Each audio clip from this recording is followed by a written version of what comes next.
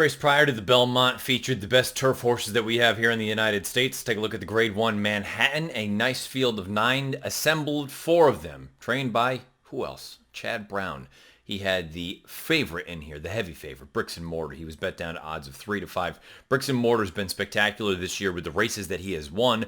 And a win here in this race, boy, he would be building himself a really nice resume, but more importantly, even a little bit of a resume for Horse of the Year honors. We'll talk about that after we show the replay, but this didn't, to me anyway, didn't feel like it was just an anointment or sort of let's just crown Bricksmortar the champion. He was going to need to run because I thought Chad had some other really nice horses in here, most notably one of my favorites, Robert Bruce, getting back to firm turf. Well, guess what? They ran 1-2. Let's take a look at the stretch run of this year's Manhattan. And they're into the stretch, and it is Channel Maker on the outside. Bricksmortar runs at him down the center. Bandwood tries to hang in there with Qurban toward the inside. And then comes Robert Bruce and Raging Bull, but it's Bricksmortar. Bricksmortar has taken the lead here. Moving into second is Robert Bruce late.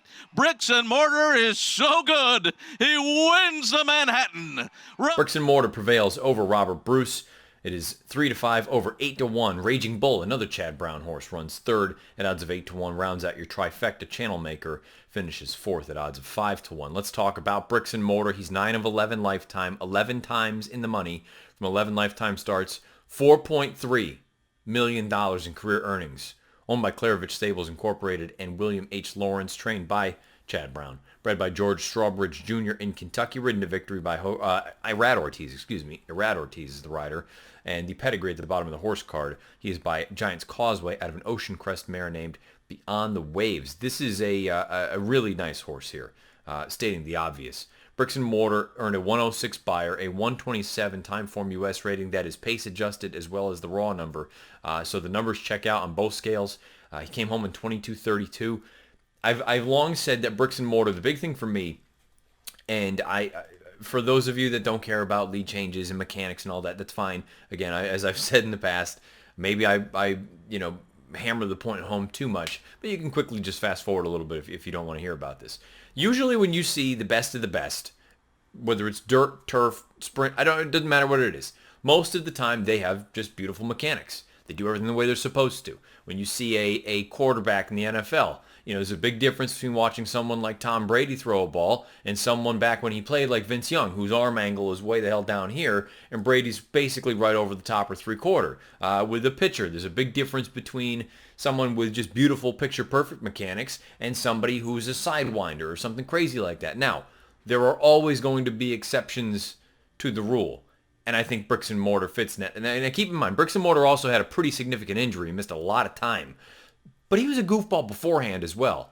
And, so maybe he is that sort of exception to the rule where you wouldn't teach a horse to do this sort of thing. You wouldn't teach a pitcher to necessarily throw like Chris Sale does from way out here coming from, well, in this case, it'd be coming from first base side, or a Randy Johnson who's just basically a complete sidearm thrower. You wouldn't teach a young pitcher to throw that way. You wouldn't teach, or you wouldn't hope that a horse would flip leads left and right, but sometimes it just doesn't matter. When the talent is that exceptional, you can just get by with it, and that's exactly what you've got here with Bricksmortar.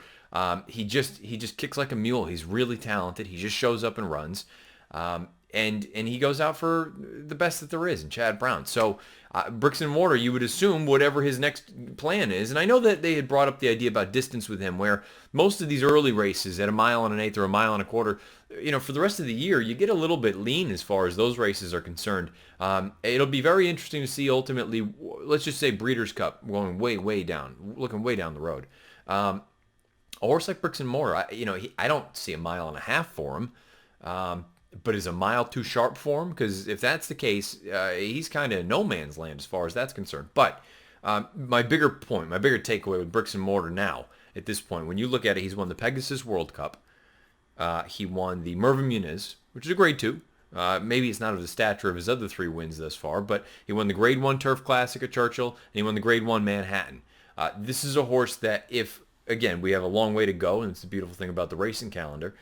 But if you went through and you did Horse of the Year polling right now, I think you would have a lot of people that would seriously consider Bricksmortar as the horse of the year based on the overall body of work and the horses and the company that he's kept. He's done it at 4 different racetracks, different surfaces, different conditions, good horses, as opposed to the 3-year-olds, which we've touched on. They're a little bit of a hot mess. There's another horse coming up in the Met Mile who we'll talk about. He can probably have a lay claim to potentially horse of the year at this point. But Bricksmortar, I think he's established himself as a legitimate candidate. We'll see if he continues to roll on going forward. Robert Bruce, I talked about it. I loved Robert Bruce coming into this race. I thought the price, it was absolutely asinine. I thought he should have been about half that in that sort of 4-1, 9-2 range. He went off at 8-1 somehow. And I tweeted after the race, and maybe I'm a little bit clouded, but I try to separate what I want to have happen, what actually does happen. I think this is purely objective. If he had not been hemmed in for as long as he was, and he was eventually able to extricate himself, had he not been hemmed in as long as he was, I don't know that he would have won, but I think it would have been a hell of a lot closer, that final margin, because I think he finished really well. He finished just as well as Bricksmortar did, and he didn't get out until about the 8th pole, or just outside the 8th pole. Robert Bruce, he's another one, going back to mechanics. You watch him run in a race like the Fort Marcy, you watch him run in a race like the Joe Hirsch Turf Classic last year, and don't even bother with the Breeders' Cup. You watch him run in those 2 races, and then you watch him run in a race like this, or you watch him run in last year's Fort Marcy, when he first got here to the United States. Those are 2 different horses, and it has all to do with the ground. He looks like a really, just a picture-perfect professional racehorse on firm going. And on soft, his mechanics are all just janky. He just does not seem like the same racehorse. And we've seen that. Look, it happens all the time. Horses come over here from Europe just specifically to get away from ground with some give in it. I know he didn't come from Europe. He came from South America. But the point is, he's a case in point. If you're looking for a horse and you want to take a look at tape and see what the difference between a horse loving one kind of ground and hating another is, Robert Bruce is the absolute perfect example. You take a look at his run on Saturday, or you look at his Fort Marcy when he first got here last year, compare it to this year's Fort Marcy or last year's Joe Hirsch Turf Classic. He's still a nice horse, and he can still run well on those surfaces, but it's night and day. He is so much better on firm than he is on anything with some give in it. I don't have anything tremendous to add to the rest of the field. The only other one I'll touch on is Qurban. I was watching the race with some folks, and I said when Mike Smith made the move down the backside, whether part of it was Smith, part of it was the horse wanting to go, whatever it was, I said this is either the hero move or the GOAT move. He's either going to go and win the race right now, or it's going to backfire, and it backfired in a big, big way.